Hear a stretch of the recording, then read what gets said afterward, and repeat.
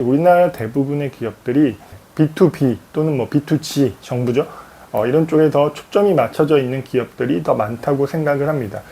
그렇기 때문에 이 기업들은 B2C를 하고 있는 어떤 미국 기업이라든가 또는 삼성전자 같은 경우 핸드폰도 팔지만 이런 기업들의 끊임없이 부품이나 서비스를 공급을 해야 되는 것이고, 또 그러한 기업들에게 선택을 받기 위해서 끊임없이 노력해야 되고, 또 가격도 우리가 원하는 만큼 올리지 못하고 판매를 해야 되는 경우도 많이 생기는 기업들이 우리나라 시가총액 큰 기업들 중에 이제 많이 들어있는 거죠.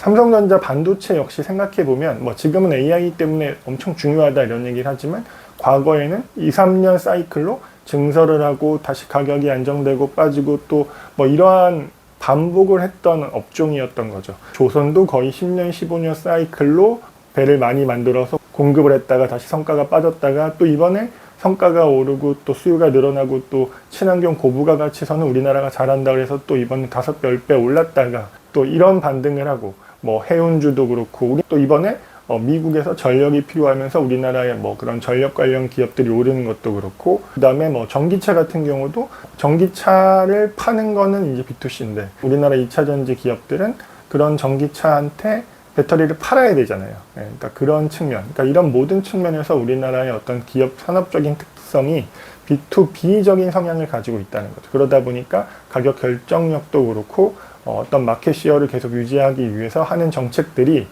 주가를 꾸준하게 계속 우상향시키기는 어려운 특성을 가지고 있는 부분이 있다는 것이죠. 하지만 이것이 또 장점이 있습니다. 뭐냐면 이 사이클을 공부하면, 즉 업종의 사이클을 공부하는 투자자라면 오히려 한 3년, 5년 정도 기간을 가지고 그 업종의 특정 기업이 올라갈 때 정말 한 5배, 10배, 20배까지도 한 번에 수익을 취할 수 있는 어떤 자본 수익의 변동성이 큰 어떤 그런 투자자로서 보면 또 하나의 어떤 큰 장점을 가지고 있는 것이 우리나라 시장인 거죠. 미국은 어떻게 이런 걸 생각해내고 만들어내지라는 것을 해내는 나라다라고 하면, 우리나라는 그 미국이라는 나라가 생각해내고 만들어낸 것들에게 가장 질 좋고 빠른 시간 안에 제품을 공급할 수 있는 제조업 플러스 첨단 기술력을 가지고 있는 그런 나라인 거죠. 우리나라의 어떤 주식들도 그러한 장점을 가지고 있기 때문에,